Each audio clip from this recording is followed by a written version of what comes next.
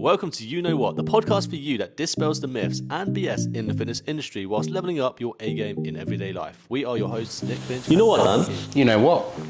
Sloths can hold their breath longer than dolphins. That's peculiar to me. Why can sloths hold their breath longer than dolphins? I didn't read into it that much. Oh. I searched for strange facts and I found it on Wikipedia, so hopefully it's legit. Apparently though, it's because their heart rate goes really slow. Oh. Yeah. So does that mean ninjas? Ninjas can hold their breath for longer than an average person. Ninjas. Have you seen G.I. Joe? In G.I. Joe? Which one? Is there two? I think it's like Rise of the Cobra or something like that. It's the one that's got... I was going to say John Cena, but it's not John Cena. Yeah, John Cena John Cena is in one of them. The thing with John Cena though is you never know when he's in them.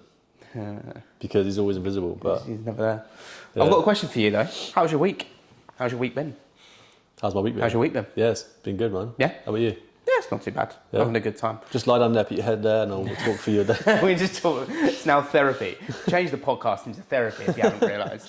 As you can tell, none of these questions are pre-written except for the topics, so I had no idea you were going to ask me that. No, But I'll thank just you. see how your I day's feel going. loved for the first time. Yeah, see? How was your week? My week's been good. It's been busy. Yeah. I mean, I'm loving the weather at the minute. I'm looking outside and it's basically monsoon season.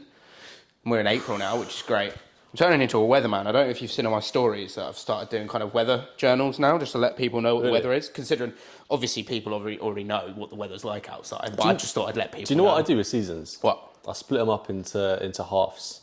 The halves? Yeah, so you've got winter. Yeah. So you've got spring, winter, and you've got spring. And then you've got spring, summer, then summer.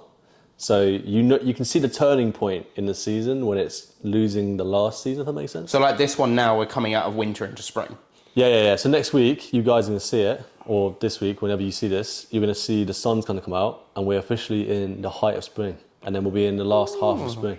Madness. So we're going into the last half of spring, which means it'll be early summer. Sunshine. It's always good being on the south coast as well. We get sunshine. And we also get gale force winds. We also get gale force winds that blows your furniture away, but Wait, that's all actually, standard. that's a good No, point. it hasn't actually blown your furniture away. I'm not going to casually... Could you imagine I'm casually like, yeah, your chair's blown away. Sorry. I forgot to mention I'll just have to let it fucking fly It was just away slowly now. moving. But the fucking... Yeah, anyway. This first one's actually quite similar to the last one. We should just talk about this in general. I thought I like that. Should we, what is it then? Go on, enlighten me. Steroids Yes. and fitness influencers. Now, I think steroids gets a rap immediately as soon as Yeah. you hear steroids. Do you think steroids go immediately to, like, blokes on steroids over females on steroids? Well, I mean, that's primarily the demographic that uses it, right? Primary users, yeah, 100%. So I think we need to talk generalistic about this, both male and female, because Okay. I think a lot of the stuff in the fitness industry, where the misconstrued ideas of body image and where you can get to come from. One is comparing yourself to people who have trained for a predominantly long time. For example, when you get people turn around to you or I, and they turn around and be like, oh, I just wish I had your physique. Not saying I've got a superb physique. I'm quite modest about the way I look. But if someone turns around to you, I'm very like... humble. That's high on the trait that you have there. But like you turn around and be like, look, compare me training for 9 years for you, a beginner who's been training for 3-4 months. Completely different ends of the spectrum. Well, I'm a beginner. Well, you're not a beginner, Are we doing a role play? We can do a role play. Okay. Let's do a role play. Yeah. Well, with steroids, first of all, like people, the reason why steroids is a bad thing if you're not upfront about it, or at least not lying about it, is that obviously people look at your body if you look good, obviously, and then they assume that you can get that physique just by following a 6-month program. Yeah. But actually, it's the roids that have given you that extra edge. Yeah. And so I feel like if the problem with influencers that are on steroids that look really good, and don't tell the audience is obviously that they're misselling the audience. Yeah. If the audience has never asked or said anything about it, then obviously you don't have to say anything. No. Doing the Andrew Tate. Is that an Andrew Tate pose? That's the Andrew Tate thing. Have you not seen? No, I'm changing it now. His podcast is always like that, and everyone's always talking about his hands. I'm changing my pose. I can't have that. I can't. Apparently, it's supposed to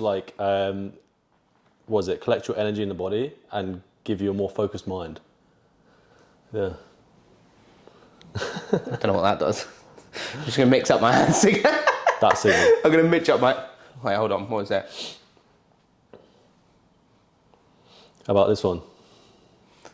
East side is the best. Do you know what that is? West side. What's that? What?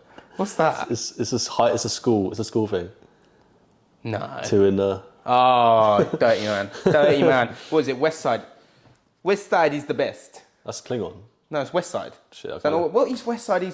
I can't remember Ali G. I should remember this. West Side is the best. East Side is the best. That's what I remember from it. Ali G. Yeah. You sucked up a horse. Yes, exactly. We've gone off tangent. Yeah, We've completely. We've gone from steroids. talking about steroids to Ali G and sucking off horses. Wait, that's on our topic list. That's the next Is it? one. Yeah. Oh yeah. Sorry, link there. The intermission is coming. Do you reckon Ali G was on steroids at any point? Nah, no chance. But he's quite, intense guy. I reckon he's the kind of guy that would try it. I think he'd try anything, to be totally Yeah, honest. but- I think he probably tried it, and then he was probably like, I don't really care. He was like, I've got more important things to do to like completely take down the US government. He from the was inside. he was a funny guy. Oh my god, it was so good because back then like the TV was very like vanilla. Yeah. Oh yeah. And he comes out of nowhere and talking to like a news reporter Yeah. in that way. Yeah. And it's like, damn man, this is epic. Yeah, and the news reporter's like, what the hell is going on? Yeah. What has happened This here? is like the podcast. We could have made it serious, couldn't we? Yeah. We could have been like, here's 10 steps on how to like get fit and healthy.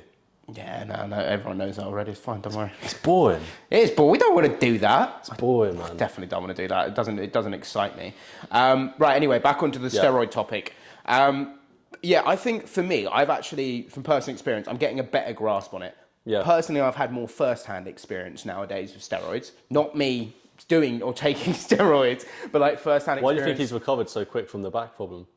And that's a hamstring problem. I found this out. It's no longer back. I've done something to my hamstring. So it's moving down my It's leg pulling now. your pelvis down. Oh, it's not pulling my pelvis down. I did Nordics last week, and I think I've done something doing Nordics. Anywho, no, but I've had first-hand experience. I've got friends who have taken it.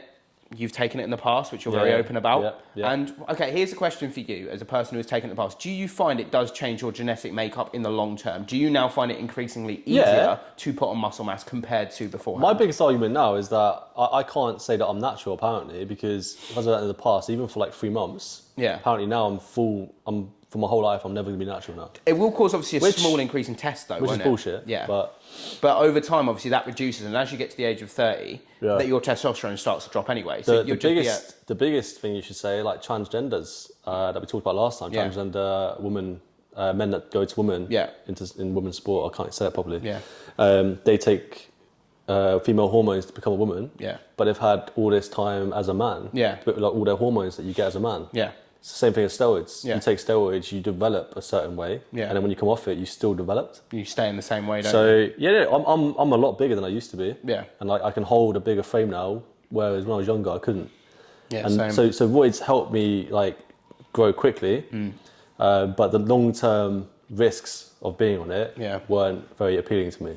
No, of course. So I stopped. I got a video sent to me by one of my mates, which was more of a funny video, but it was about the use of tren and the cycle of tren and how it impacts body over time. Cool. And apparently within 4 years, if you use tren consistently, you can die. Yeah. And then there's this whole crap about like, you did it wrong. Like I said I was on roids, and then, most people say, oh, you on roids when you look good, right? Yeah. No one said, do you look good? No one one commented on my body when I was on roids. No one makes a comment, do they? And then when I do tell people I was on roids, they're like, oh, you must have done it wrong. I'm like, no, I just No.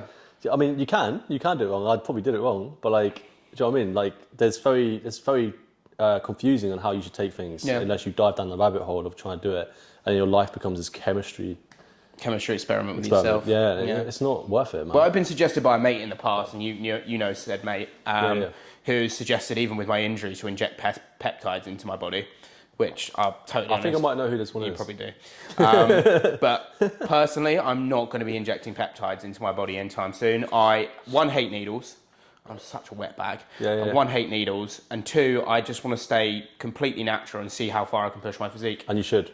I have no interest in being a monster because one, I can't fit through some doors. Yeah. And 2, it's really difficult to get Post-its off your back. I think it's only 3 times you should really take roids. That's life-threatening illness or injury where it will help. It'll be a medical grade one anyway. It won't be like. Or you like Conor McGregor. You've broken your leg. Yeah. And you're a top-paying athlete and you're trying to get back in as quick as possible. Yeah. He's roided up. He is. Yeah, but so did Jake Paul. Yeah. Well, who knows, man? But Conor McGregor, for sure. Like because he came off the testing pool. Yeah. When he broke his leg, so obviously he had to get some help. And that's okay. Like, if I broke my leg, regardless of being a high-level athlete, I would take roids and That's when steroids comes in useful. I mean, they use it in equine. Equine, they use steroids to fix horses all the time. Perfectly natural That's what thing to training do. was for. Oh, yeah, you go. For horses. For horses, not for humans. No. Says it all, doesn't it? I feel sorry for those horses because the nightmares I was getting. I don't imagine what the horses are getting. That's why they're so nutty sometimes. And then the third one is obviously if you're a competitive athlete at the top of your game and other people are doing it. Yeah, 100%. That's fair. Or you want to live a short life rather than a longer life. Yeah, like I've heard that argument a few times. obviously this is actually an interesting one because Arnold Schwarzenegger is in his 70s and he roided pretty big. Yeah. Not as big as some of today's athletes. No, So of course. You can last a long time on roids. It depends how much abuse how much you abuse them. I guess Arnold maybe was more clever about the way he approached it. And their roids weren't so bad, were they? Sylvester Stallone, he's taken roids. I mean, that was the whole generation of it, wasn't it? It was Sylvester Stallone, Arnold Schwarzenegger. Then again, Arnold did have a heart surgery, didn't he? He did, yeah, so he's probably been through it. But yeah, roids are an interesting one. I want to move on to the women's side of it as well because there are a lot of women who have taken roids in the past and then started to portray their bodies in a certain way. I mean, for me, I've met, we need to go on the more positive side of this as well. Yeah. I've met lovely people who have taken steroids before. Yeah. For example, Marchenna, if you're watching this, wonderful person, love her to bits. Yeah. She openly has said she's taken steroids before. Like, Yeah, very, we know she has as well. But she's a lovely woman who doesn't say her physique is attainable by pushing yourself to the limits of training. Yeah. She's just a very wholesome woman who really tries her best and her hardest with her physique as well. Whereas the main problem is people online that are selling a program, they look phenomenal. Yeah. They don't say anything about roids, and if you ask them, they'll say they're natural. Yeah. There's a lot of younger people, again, That's cool. I go into the old TikTok debate because that's where I kind of thrive. There's a lot of younger influencers on there, mainly Gymshark athletes who have been turning around and saying, they try and call speculation off it. They create drama, and it's not drama. It's like Dave Trains is one of them at the minute. Dave Trains has turned around and, I mean, people are presuming he's on gear. He could lift a lot beforehand. Is this a skinny guy? He used to be, but now he's... Tall and lanky guy? That's David Lage you're thinking about. Sorry, Dave Trains is a completely different guy. He's a power lifter, has like really heavy lifts, strong guy, completely rate his performance. Yeah. But there was a video that came out basically where one Gymshark interviewer was going around and being like, oh, Dave, are you natty or not? And he turned around and goes, well, can't mention that. He's obviously causing speculation to create views. It's like Mike O'Hearn. Yeah, it's like, oh, fuck. All of his memes lately. Tony, man. Oh, the Mike O'Hearn stuff. Don't.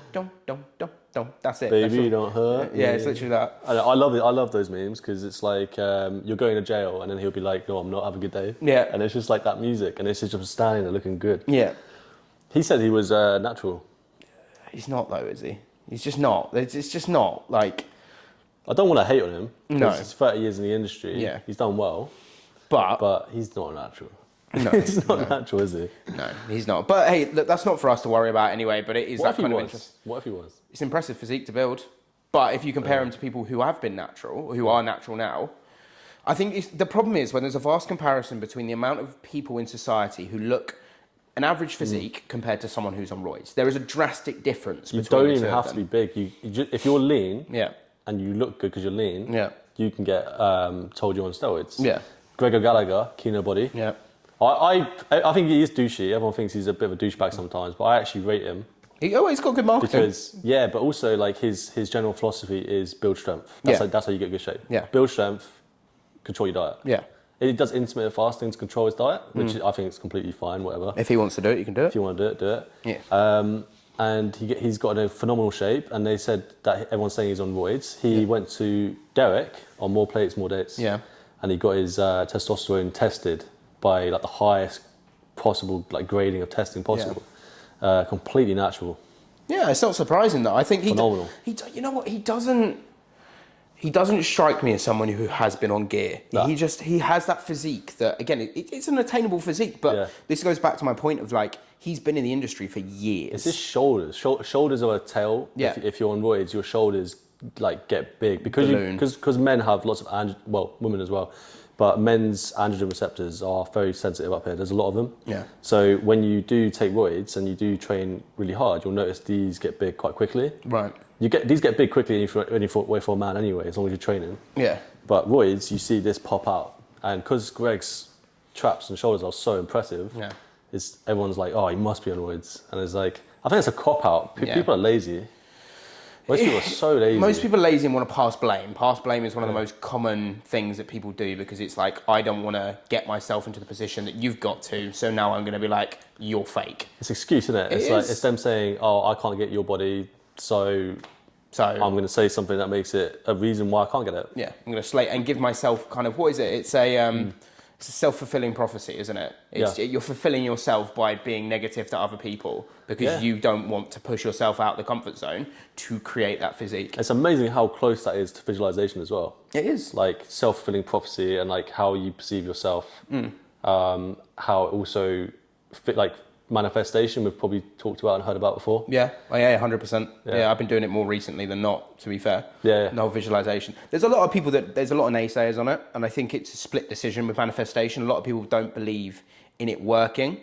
I personally do believe it works, but I personally believe you cannot manifest something to happen for someone else. That's a no-go manifestation.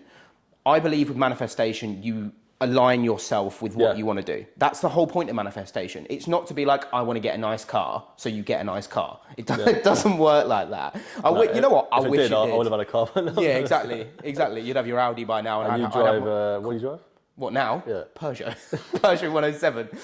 We love Vicky. Vicky's a great car. But this is the thing. I think that people get confused how it works. Well, okay, so the way I understand, law of attraction, right? Yeah. Action part of the attraction part is what people like are confused about. Yeah. Is that they think that sitting down and just thinking and visualizing that you have what you desire can suddenly get you everything you need. But if you don't have the action part of it, then you're missing out the middle step, aren't you? It's kind of like trying to cross a river over a bridge and there's no bridge. Yeah, and like I feel like if you're not taking action and you are visualizing that you have the thing, then I still think there's something deep within you that's stopping you from taking action, and I think that's to do with the fact that you still don't think you can actually get it. Yeah. So like if you generally think you can get something and it excites you enough, you'll actually take action regardless. You don't have to force yourself. Yeah. You'll just take action because you know you can get it. 100%. But if you feel like you can't get it, even if you're telling yourself you can, there's still a disconnect.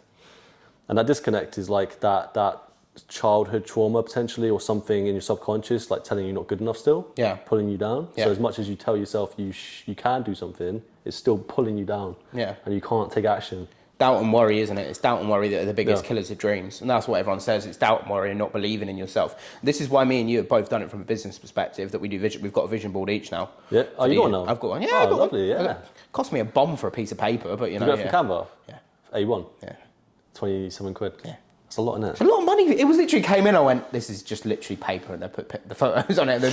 They've charged me £20 for this. It helps to have something. It's a visualization thing. Yeah, I was going to get a whiteboard and change it up a little bit and just put photos on it, because you can get them done for free and developed in Boots for anyone who wants to get photos developed. Vision board. Vision board. Sponsorship from Boots. But no, it's such a great way. I think you have to have the right mentality towards it. You can't have a greedy mentality. Yeah. And you can't have a distracted mentality. So you have to be hyper focused on and you can't overdo it. You can have a greedy mentality. You can have a greedy. You can have a greedy mentality. It doesn't mean you're gonna like get everything you want in life. Like you might say one of your values is that you like connecting with other people. Yeah. Yeah, and you want to run over everyone with building a business. Yeah. They clash. Yeah. Two values that clash. Your values have to like fit together. Don't they? Yeah. Because you know, if you have like values that are the values keep you quite centered. On what you're trying to do. Yeah. Like one of my big values is for me is I want to listen and learn so I may help people achieve what they didn't think was possible. That's my big over. I know. We need like. Just as I said, but that's my big value. Like for me, it's wait, that's not even how you do it, file. It's like, isn't it? Yeah. It's literally the big thing for me that I want to learn as much as I can to help other people. Yeah. Because as soon as you go into the coaching sector, that's what you're doing. The whole point is, yes, we're making money. Yes, it's a business. But the whole fundamental reason is you want someone to turn around and be like, you've changed my life. Yeah. That's what you want. Yeah. That comment alone is like 5-star on you know what? That counteracts any kind of reviews, anything you've ever had. And I've had that a couple of times that I've changed people's lives. And it's such the biggest thing. You're just like, well, It's nice, isn't it? It's a good feeling. It is. Yeah. And I cannot explain enough how valuable that is to me as a coach. So valuable. Oh, we're going to do it again, aren't we? We do this every time. But this is why you need a coach. This is why you need a coach. But it's true. It's true. Yeah. Like, it's really effective to get a coach because, like, how many of your friends actually, like, outside it, like, at workplace and stuff like that, are actually supporting you to move forward on something that you want to do? Yeah, you're having fun with people, you're having a few drinks, you're sharing stories, you're causing chaos. Yeah. And then you're working with people and they're talking about what they're doing after work and whatever. But they're not supporting you to like push you towards doing what you want to do. No. They might be jealous at what you're trying to do. But if you get a coach, they're there to help propel you in that particular And it comes back to alignment as well, doesn't it? Like a coach works in the alignment sector. It helps improve your your own mental well-being. And I mean, how much, we said this last time, we said, look, we would even get coaches for ourselves. You actually have a coach at the minute. And I think you have to be more open about these things. There's nothing wrong with getting a coach if you're a coach because you're not good at everything. Yeah. Nobody is good at everything. Yeah, no, that is actually one of the things I think, because I've been a coach for 11 years, right? I always thought, I've done a little bit of everything. Yeah. Like if you told me something that you found out, I'd be like, yeah, I did that like 7 years ago. Yeah. Or 5 years ago. Yeah, you'd be like, I covered that. Do you know what I mean? Done. And then I got to a point where I was like, I know everything. Yeah. But I don't know everything. No. And so the last 2 years I've had to completely drop that and just be a student again because you stop learning. Yeah. As soon as you start thinking you know everything, you should stop learning. Yeah. And since I've done that, you start to see things just move up again. Yeah, you put the brakes on. But on the flip side of that, self-help can also have a negative effect if we're going on to the self-help route now. Self-help can do the opposite and it become toxic. Oh, the big T word. It can become toxic. Why would you say self-help can become toxic? So, I mean, there's a lot of benefits to self-help. Yeah. We could talk about those. We will. Yeah. We will talk about those. But I think hit the negatives of it to start with. Start with the toxicity element of it. I'm going to talk about one element of it, which is the dopamine. The level, so dopamine is like your motivation, hormone, chemical. If that's what hormone. Is it hormone? It's hormone, isn't it? Yeah, I don't think is it a hormone. It's a hormone. Dopamine. Okay, but hormones are dopamine chemicals. gives you motivate. Well, fucking so is sodium. Yeah, exactly. That's not a hormone, is it? No, it's a mineral. But they're all chemicals. Is just an umbrella term. Anyway, we're not going down a science experiment. Anyway. Dopamine gives you motivation. You feel like action is a good thing. You feel like you want to take action. Yeah. Dopamine gives you that feeling of like, oh, taking action feels good. Yeah. And so many things destroy dopamine, like gaming, porn, excess Netflix. This is all excess. You can have a little bit. This is in excess, not sitting down playing gaming for an hour. Yeah. So they get desensitized because they're used so much playing these games that when you do come away from the game or porn or whatever, now you feel flat. Yeah. You feel like there's just no energy. And like if you feel like you're flat often or fatigued often, check those things. Like, are you overusing things? Are you overdoing things? And self-help is one of them. Yeah, no, I can agree with that. You can overdo it. Yeah, I can agree with that. Your dopamine gets triggered. You're like, oh wow, reading a self-help book. Oh, that thing is the thing that I needed. Yeah. Now I've like clicked to the thing in my brain, I can do it. And now your dopamine is dependent on keep reading more self-help, and you read more and more ideas, and you get all these ideas in your head, and you can't remember any of them because there's so many. You can never pick the right one to launch you forward. Yeah, to isolate. 100%. It's too much chaos. I agree with that because when I've read, I mean, I put it on the flip side. Self-help has made me become a completely different person. Yeah. And I would be completely honest with that. Because reading books like The Chimp Paradox, reading books like The Secret, reading books like 7 Habits to a Healthy, Effective Life, they have all helped me. And they've all got me now into a position where I'm much more confident in myself as a person and like how I articulate myself, how I position myself in the industry, how I want to be seen. But I agree, like when I sat reading them a lot of the time, it can feel overwhelming. Like it can feel like there's so much to take in and you're trying to take it all in, but you can't. You want to remember everything consciously so you can come up, you can bring it out at any moment. Yeah. But you can't. No, it's impossible. There's too much stuff. Yeah. You need to do it in a dose response. You need to, like, for me, I read self-help books now probably once a week on a weekend. I'll read some self-help stuff. How many of your friends read self-help books? I bet the answer is going to be 0. Well, to be fair, if we were going just based off people I've met in Southampton, probably more than the people back home. Yeah. Back in Freckenham. everyone that you speak to that has read self-help books, they tend to want a career, like a business potentially. Yeah, self-employed. Yeah, and I was just basically saying about how self-help helped me get to a position I am now, but if you do it too much. Yeah, your friends. Yes. How many, the entrepreneurs, that's the one. People that do self-help, I found, normally they're in a childhood, they felt a little bit left out. Yeah. Yeah? Yeah. Did you feel a little bit left out when you were there? 100%. Yeah. 100%. And then they get older and they want to they feel a little bit different to everyone else. Yeah. So they start running a business, which is actually not a lot of people. Yeah. It's a small percentage. And that's why you're into self-help potentially. Like maybe, but it's interesting, isn't it? Yeah, it's a circle you surround yourself with. I mean, I know that most of my mates I was thinking this on the way here. I was like, a lot of people have a dream, have a desire, and the dream or desire comes from doing their own thing. Like, I have a client who he works currently in a kitchen, and his dream or desire is to have his own garage and work on bikes. That's what he wants to do. That is his dream.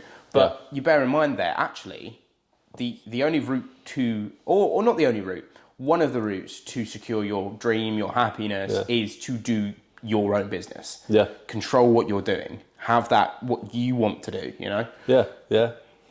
And I think most of the people we like to help are business owners, right? 100%. 100%. Yeah. I think there's a relatability for us there with business owners who have set up in maybe difficult conditions and are now thriving. Yeah. And if they need that extra nudge to increase that productivity level, then that's what we're here for. Because us as coaches, we aren't just coaches that will help you reduce body fat. We may promote it in that way, but let's be honest, what's the glitz and glamour of the industry? The glitz and glamour of the industry is physique. Physique. It's not. That's the thing. Like, physique's easy because you're on Instagram and you see someone's abs and you can see it. Yeah. It's instantly like, okay, cool, I want to have abs too. Yeah. But none of these people, like, some of these people are dumb. They're dumb as, like, bricks, man. Yeah. They have no idea about, like, they're not interested in helping you with anything other than just giving you six-pack. Just making you look good. And then once you've got that six-pack, your energy levels may drop because they've reduced your calories so substantially. They don't tell you anything about what to do after you've done the six-pack, how to then build from that, how to like get your mind in check, how to manage your time better, how can you run your business if you're doing 6 meals a day of chicken breast and broccoli. Yeah, true. You need nutrients, you need stuff to reduce stress, you need to be working at high efficiency levels, all stuff that we know how to do and how to be efficient with our time. Like, for example, for me, my ideal day is work for 4 hours and chill for the rest. Oh, and that sounds, people be like, lazy. I think most people would say that. But how many outright, for example, how many people work in an office and realistically, if you add all the time you're actually doing work, you only work for about 4 hours a day? Yeah. So many people. Because most of the time... you mean actual productive? Actual productive work, Yeah. So like in an office, your boss will give you more work to hold you there so they don't have to pay you more for the minimal amount. So for example, you finish your work in 4 hours. It's true, man. They give you an 8-hour shift and basically saturate you with stuff that doesn't actually... It's not urgent. It's not quadrant 2 stuff, which is important. Quadrant 2 is... It's not stuff to develop yourself. It's not like... taught meetings, something like that that's going to help benefit you. It's like the 7 Habits of Highly Effective People. Yeah, it's one of them. Yeah. See what I mean? Yeah, see? I've read all this shit. Yeah, exactly. A long time ago. You could work a 4-hour day and you're still at work for 4 hours because your boss doesn't want to pay you for 4 hours work. He wants to pay you for 8 because then it stretches the time that you're there for. This is why I don't do 9 to 5. This is why I don't do 9 to 5. Nothing wrong with 9 to 5, but like there's a lot of people listening that are doing 9 to 5s, and like there's a time and a place for them, you know, and whatever your goals are. But for those that are obviously entrepreneurs and they're trying to like build a business, if you don't have your health, you're screwed. Yeah. And like following a bodybuilder on Instagram, you're like, I'd love to look like them. That's more work than you think. And if you're trying to build a business to do that as well, you need to get a few things right, and that's not it. Bodybuilding isn't neat. Look, let's be honest. The amount of CEOs, the amount of business owners, how many of them have, apart from fitness ones, completely different. If it's fitness, obviously it's like a firefighter can fight a fire. Yeah. That's kind of that kind of thing. But if it's fitness, then it's not relating to the gem pop. Yeah. Most people who are in CEOs are people of average physiques. They go to the gym for health. They go there because they want to feel better and be more productive with more important 100%. Things in their life. But they need, so the health is a stepping stone to aid performance. I think that's how we need to start looking at it. And there's nothing wrong with them wanting to look good either. No. Like I think looking good, you can look good and you can feel good. Yeah. It's bodybuilding training, that's not necessarily the right way you should go about it. Yeah. You can look amazing without doing 6 training sessions a week. Yeah. And then 6 meals a day. Yeah. It's a horrible way to live, man. 100%. Because you can't really have fun with your friends on the weekends. You know, obviously if you're working as an entrepreneur, you're lonely. Yeah. You know, working all the time. There's no one necessarily in your vicinity helping you with the business, right? So it can be quite lonely. And so if you're lonely, you want to spend as much time with your friends and be social as possible. Yeah. But then you're adding on top of that, bodybuilding diet and training regime. Yeah. And you're wondering why you're lonely and you feel crap. Yeah. Like you should be focusing on three sessions a week's enough. 45 minutes. Yeah. 3 sessions, 45 minutes. And a nice structured meal plan. Yeah. That you cook on one day, the whole week's covered, and your life is easy, man. Yeah. You got energy, you got time for friends and family. I think people will notice that when you balance out, especially your training, to help performance in your everyday life, you'll realise how much more enjoyable it becomes. Yeah, man. Rather than doing an hour and a half session post-work that you really don't want to do, and you do an hour of weights that you kind of have a structured plan, but you don't, and then you're doing 30 minutes of cardio because the fitness gurus out there tell you to do cardio. It's the only way to lose body fat, apparently. Well, yeah, no, it's not the only way, obviously. Yeah. But also, I think cardio is underrated because we've gone through 20 years ago, I thought, whatever it was, 20 years ago, the industry was saying that it's all about low intensity cardio, long distance. And then obviously people were busy. So like, you know what, actually you could do it in 20 minutes. Sessions. Yeah, hit sessions. And then they completely disregarded low intensity cardio. Well, we were just talking about how business people, how they need to... a business person's not going to be a bodybuilder. A bodybuilder is a bodybuilder because they're going into competitions to... That's their career path. Yeah. They want to win money in comps. Like, you can win a lot, obviously, if you win Mr. Olympia. I guess the thing with bodybuilding is I just don't think... I don't know, it's the most aesthetic... It's supposed to be the most aesthetic sport, so it gets the most likes on Instagram. Yeah. But it's not necessarily the way you should train. No, 100%. It's a way that people have started to move towards because people want to build these physiques that are seen as insane, and you know everyone looks up to how C-Bum looks, and it's just not. It's not necessary. People don't show you the grueling stuff bodybuilders have to go through in terms of sex drives, in terms of sleep apnea, in terms of like midnight terrors. Like the amount it plays on your mind to get to that position is crazy. I'm not shitting on people that do it by any means, but I'm saying it takes a lot. It takes a lot, and it degrades your mental ability later down the line. Yeah, 100%. And obviously we talked about the issues earlier on about it as well. Yeah. Steroid use, and so I think we should end it because the camera, as you probably know, keeps turning off. Yeah. So we've got to sort that out. And also we've gone through the topics. So any other fun facts, you know? Anything that comes to mind? I did have one, but it's on my phone right now. No, I haven't got any. I haven't got any that comes to. Oh no, I did that 3-legged bird thing the other week. Yeah, I've done that one. That's covered. 3-legged bird. There's no birds with more than 2 legs on the planet. What? There's no birds with more than 2 legs on the planet. All birds that are in the bird category have 2 legs. There's no birds with more than 2 legs. I've got one. Go on. Ostriches. Yeah. Yeah. They, you know, they bend at the knee, right? Yeah. It's not their knee. That's their ankle. What? It's not their knee. It's that. You know, you look at their long legs, right, and they bend here, right? That's actually their ankle. That's weird. Weird, isn't it? That's really strange. Not their knee. Their ankle is that high up. Such a weird moment, That's bizarre. I know, right? Anyway, thank you for watching the podcast as always. Make sure to like, share, follow, subscribe, do all the good things. Mine and Nick's Instagrams will obviously always be about for you guys to check things out. It's been a pleasure as always, and we'll catch you next week. Take care. Laters.